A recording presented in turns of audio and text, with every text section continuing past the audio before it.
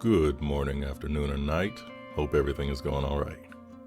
Geist King here with another episode of Draw and Jaw, the show where I talk about, well, whatever the hell Michigan and I want to talk about. Don't forget to follow me on Twitter, and if you're feeling generous, please drop a little something in the Ko-fi. All the links will be below. And for this episode, I thought I'd share a few stories about my time working as a player services lead man at a country club. An experience I remember fondly these days. Mainly because I mostly had my run of the place and the personal growth I was able to achieve there. I don't think I'd be the man I am today if it weren't for my supervisor. For the purposes of this video, I'll call him the Longhorn. Now, the Longhorn was tough. People usually didn't like him at first. Hell, I was one of them. I couldn't stand the man in the beginning, but I was an overly sensitive kid in his early 20s who just dropped out of college, and I had no real experience with a real man at that point. The Longhorn was tough, but he was fair and patient and wise. He was generous and hardworking, and he demanded that others be accountable for their actions. I eventually gave him something far more valuable than me liking him. He had my respect. See, in our overly sensitive, overly feminized, masculinity-shunning Western world, too many boys grow up without the guidance and tutelage of an actual man that will teach them how to temper their emotions into logical processes. Until the Longhorn, I never had a flesh and blood masculine mentor. I was 22 years old before I had a blueprint for masculinity that wasn't either a cultural archetype or a fictional character like Bruce Wayne, Al Bundy, or Ohe Quintado.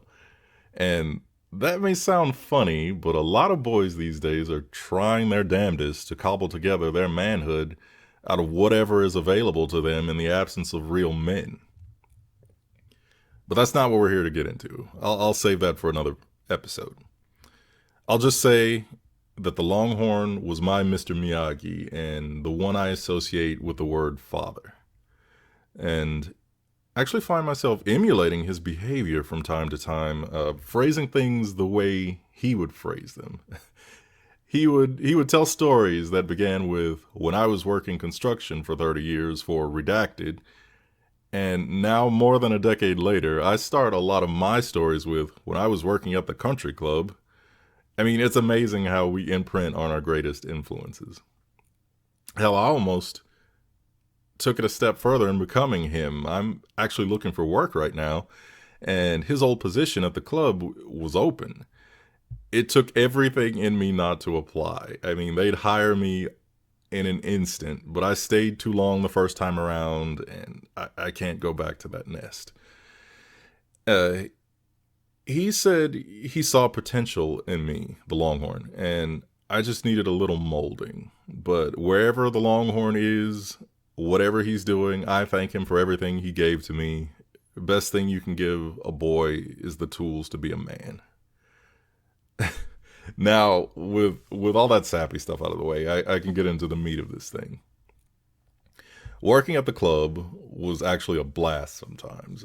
I'm still friends with some of my player services brothers to this day. I love those guys, and we got up to all sorts of shenanigans. One of them seriously thought we should write a player services movie at one point. I mean, it wasn't a bad idea. Sort of an early 2000s Caddyshack type of thing. We wouldn't even have to exaggerate things that much. Hell, we had some pretty interesting personalities bouncing off of each other. And the stories. Oh, the stories.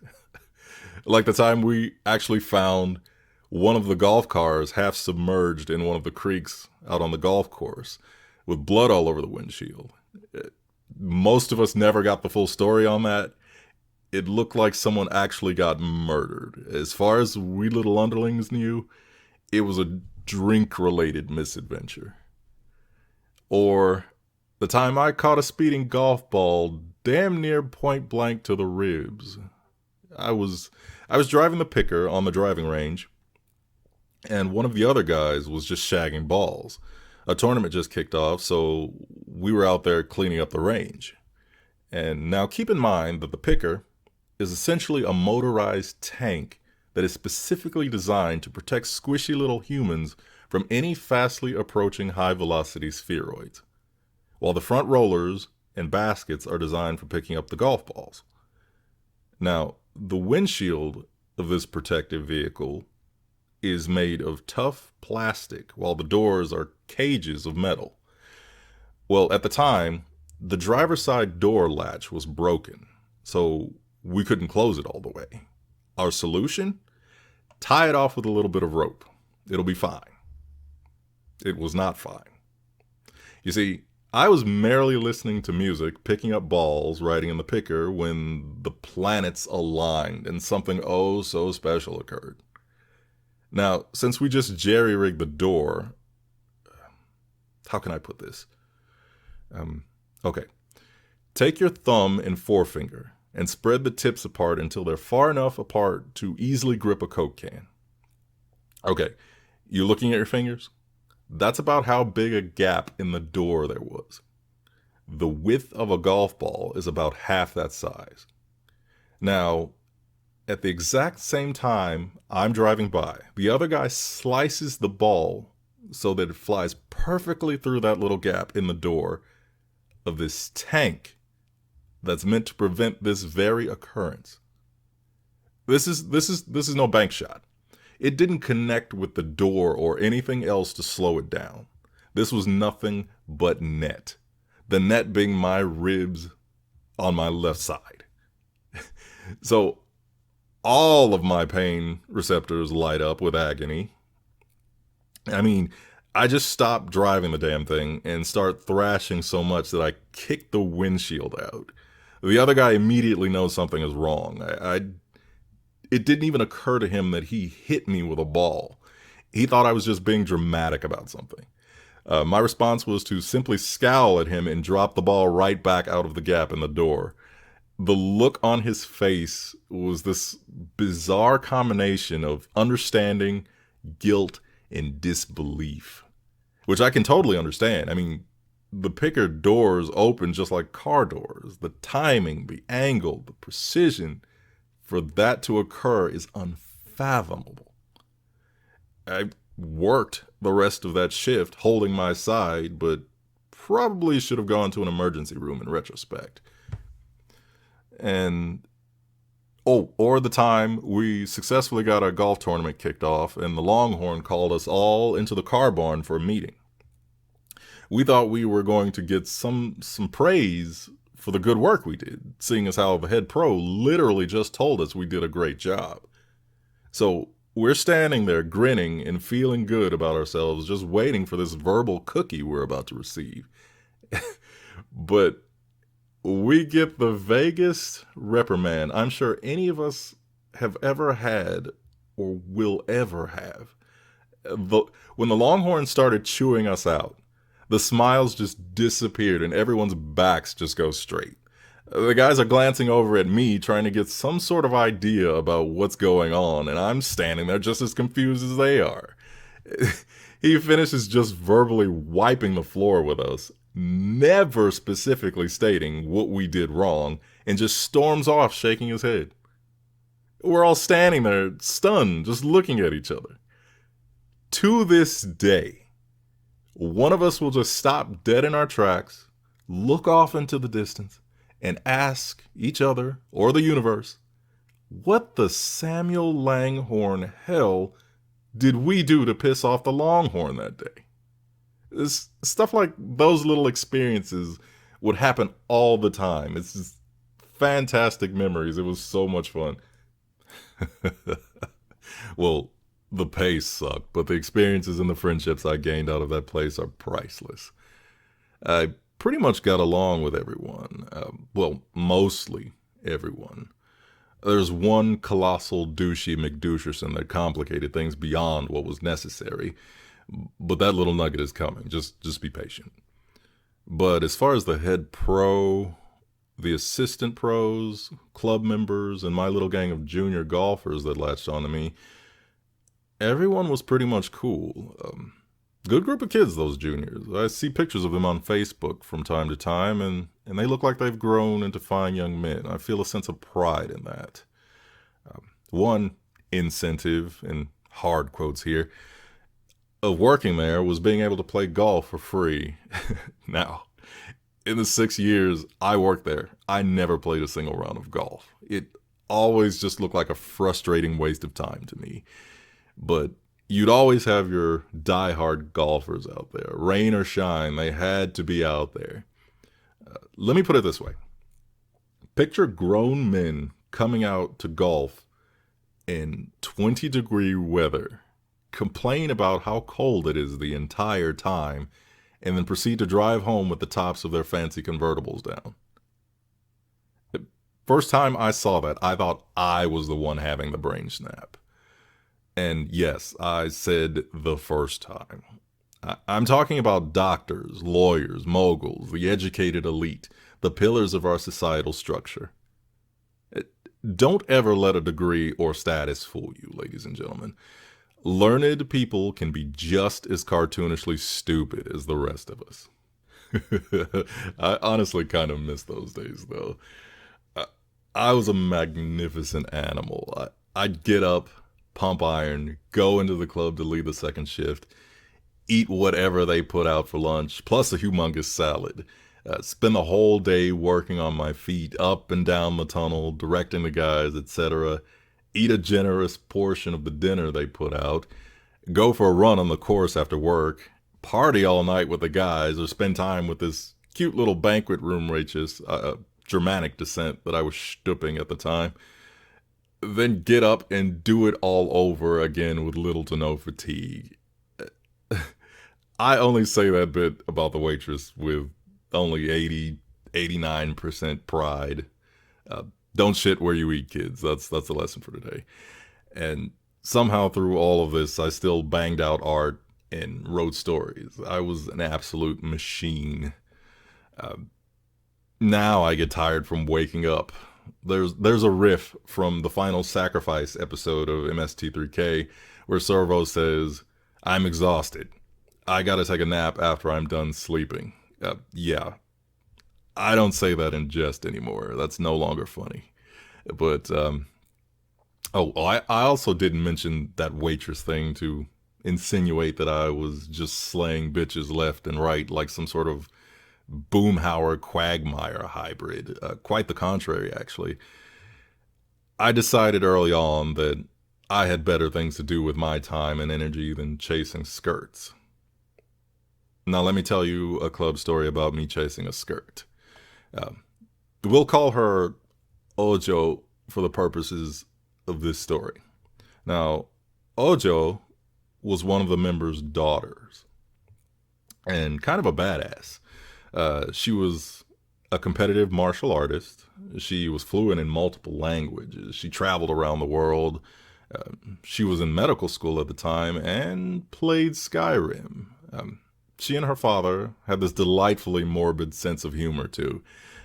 They called her little house out in the woods the dungeon. And whenever she came in, she always wanted huggles and cuddles from me. When she pulled in the parking lot, she wanted me to stick around while she shagged balls on the driving range. The touch barrier was thoroughly broken. Wanting my attention, the dilated pupils when she looked at me. I mean, the signs of attraction were obviously there. But we only hung out twice. I could tell she was super hesitant, though. Some of the other player services guys and I we went to go see Ted, that Seth MacFarlane movie about Mark Wahlberg and his sentient teddy bear. Not really a great movie. I think the funniest thing in that movie was that bit with Patrick Stewart and the helicopter. That was the funniest thing in that movie.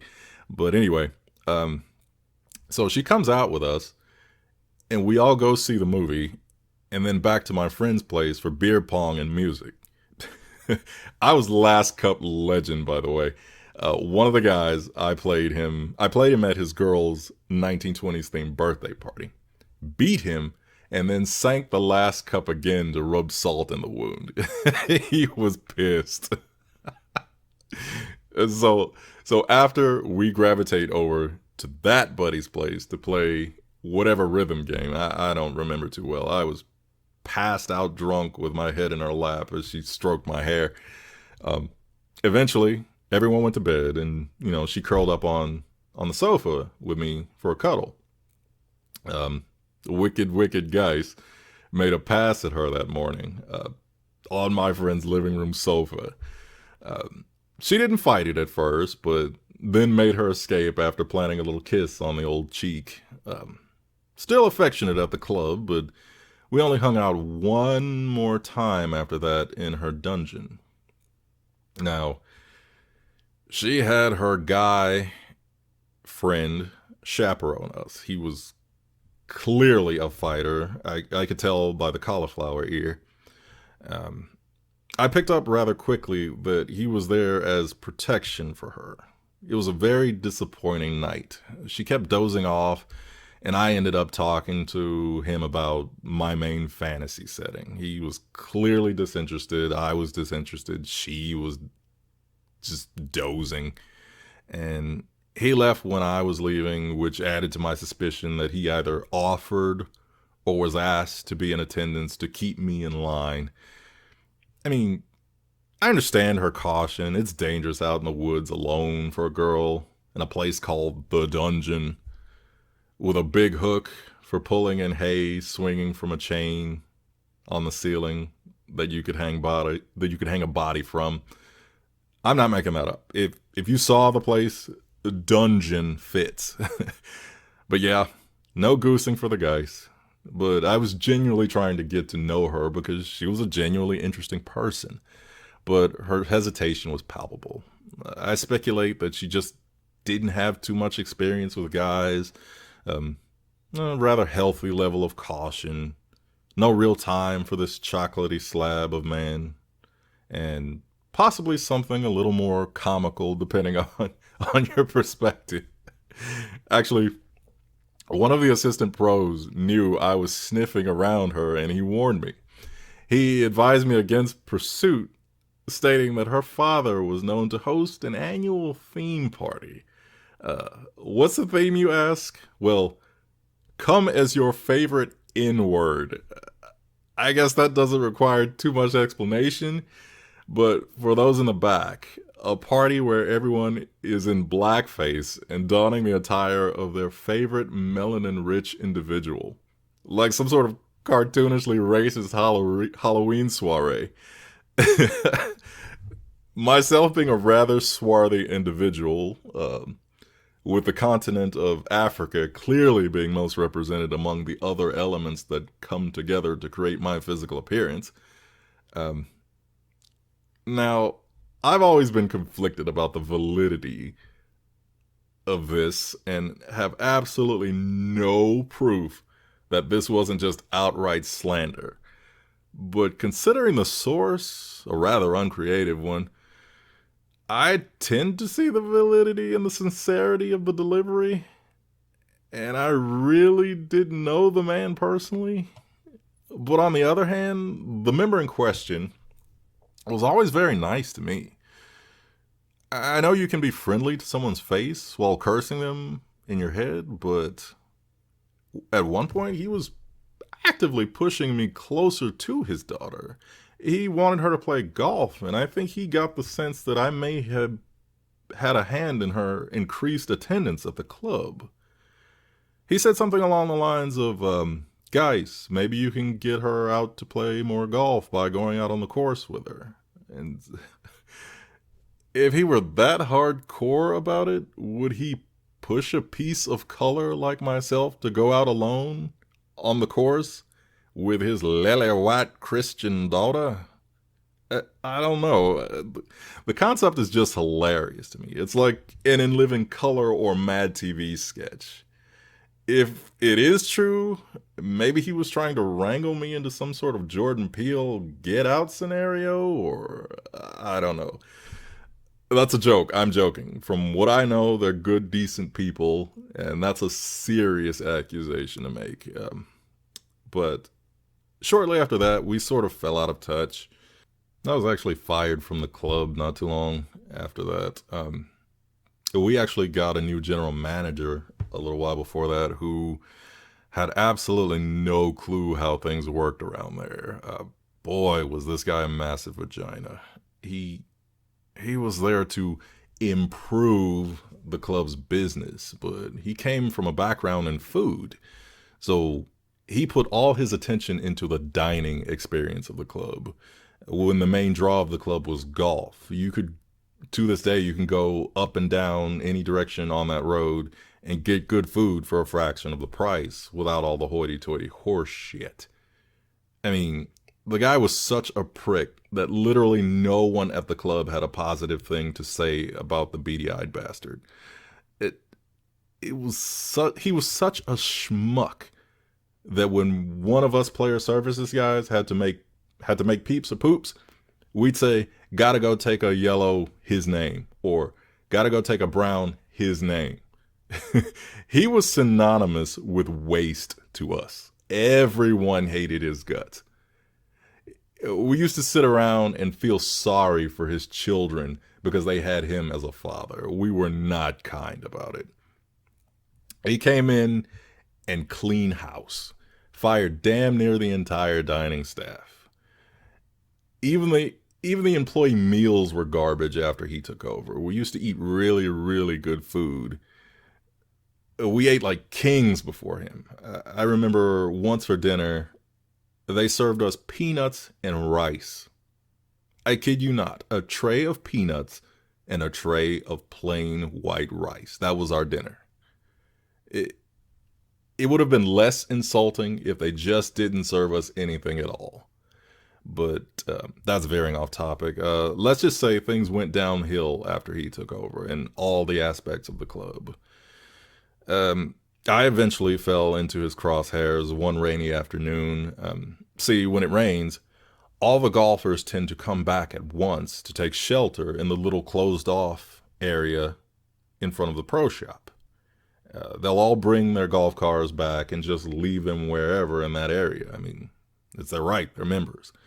Now, it was my job to make sure that that little area remains clear so maintenance, kitchen staff, and player services can get in and out of the tunnel that leads back to the car barn.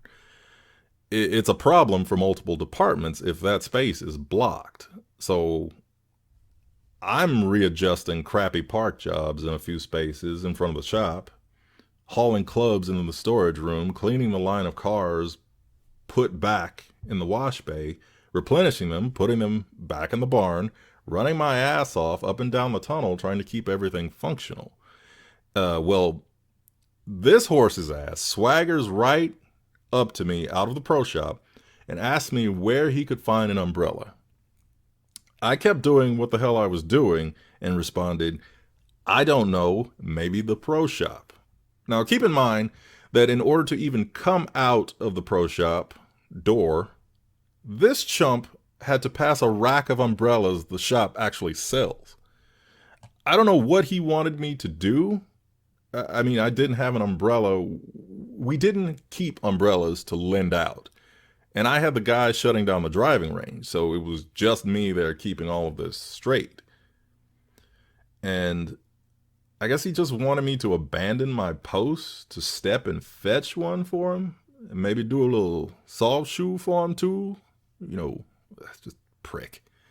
So he doesn't say another word and just walks out of my face. I'm thinking that's the end of it and I keep doing my job. But that wasn't the end of it. A few minutes after I'd finally gotten everything settled from the rush, the head golf pro comes out of the shop and wants to talk to me. He basically did this half-hearted reprimand that ended with, "Yeah, he really doesn't understand what we do." To this day, I can't stand that he put the head pro in that position. If he had something to say, he should have said it to my face like a man, like a general manager, like he was actually in charge of something. But after that day, I was dragged into disciplinary meeting after disciplinary meeting about the same damn thing. His petty little ego just wouldn't allow for him to let it go. And that last meeting was extra special. He had myself and the head pro yet again seated across from him in his office. And he asked me point blank. He said, "Why should we keep you?" And in retrospect, I realized how big of a knob he actually was for asking me that the way he asked me that. Like I'm supposed to cower before him. But he asked me a question I could easily articulate a response to as a matter of fact. And he was doing it in an environment where I spent the previous 5 years making myself comfortable, so it never even occurred to me to flinch. I simply told him, the members like me, the pros like me, the juniors like me, the ladies like me, and I get my work done. I told him, I've been invited to churches, I've been invited to dinners. Hell, from a certain perspective, I've been offered the company of a daughter. And he and his petty nonsense were the only ones who have ever had a problem with me. And I think my direct, matter-of-fact response to his horseshit took him back a little, because the next thing out of his mouth wasn't anything resembling a counterpoint or an argument. How would he know anyway? I mean, he was so focused on enhancing the club by dumping all of his energy on attempting to improve the dining experience. He just didn't have any concept of what we did. He just looked at me for a moment while that little piece of popcorn between his ears attempted to pop before saying, "Okay, you need to treat me like a member." You don't pay dues here. You're as much a member as I am. No, actually, I was probably more of a member than he was. I remember during this whole thing, I was sitting on the terrace with the juniors just talking about life. And his sour ass just walked past the windows, mean mugging me from inside the building. Hey, I understand good customer service. And if the customers wanted the pleasure of my company, who was I, a humble player services lead doing his duty? To turn them down. But ultimately, he had his way. And it took him some time, but he was rid of me. He got rid of me. He got me on a technicality. One day, I had forgotten to clock in before starting working, and despite going to the pros to have them adjust my time, I was terminated for being late. And the head pro came and told me and hovered while I cleaned out my locker. And, I needed a boot out of the nest, but what really got me was the Longhorn. He ran out of the bag storage room, wiping his eyes. Like, there was no mistaking that he was actually shedding tears over losing me. I mean, I knew we had a bond going, but that caught me off guard. And the head pro said the Longhorn was a good man and escorted me to the parking lot. And that would have been it, but the lady golfers caught wind of what happened and got my number from the Longhorn. Now these women are a class act, I tell you what. They had me come back to the club a few days later and handed me a whole bunch of money and a bunch of letters of recommendation. And the sweetest part of this whole thing was that King Prick himself walked by scowling at me while all these ladies are cooing at me and handing me money. Just that pissed off look on his face when he used to see me getting along with the members better than he did was so satisfying. That, and I actually ran into the head pro at a Walmart a couple years after that. He offered me my job back, actually. The prick wasn't there for much longer than after he got rid of me. I stopped by every once in a while to drop off a Father's Day gift for the Longhorn, and he said he told him something along the lines of, you messed up here, but you should learn from this experience. I can't remember exactly the way he worded it, but it was a very polite fuck you, buddy. We still use that man's name to describe both liquid and solid human waste. But hey, that place taught me a lot. I met some good friends, had a couple laughs along the way, and my life is better for having gone through it. But that's just a few stories from that place. There's plenty more, but I think I'm going to call it for now. Thanks for listening, you guys. Oh, and before I sign off, I think I may do a Jaw and Draw commission episode, sort of a yacha with your character and a topic that you guys might be interested in. I don't know, just drop some comments. Let me know your thoughts on that. Within YouTube rules, of course. Can't do my all-out stuff on YouTube. But I may do a Q&A episode too. And you guys let me know down in the comments what you think. And, so don't forget to comment, subscribe, follow me on Twitter, and most important of all, draw my OC. Until the next one, everyone.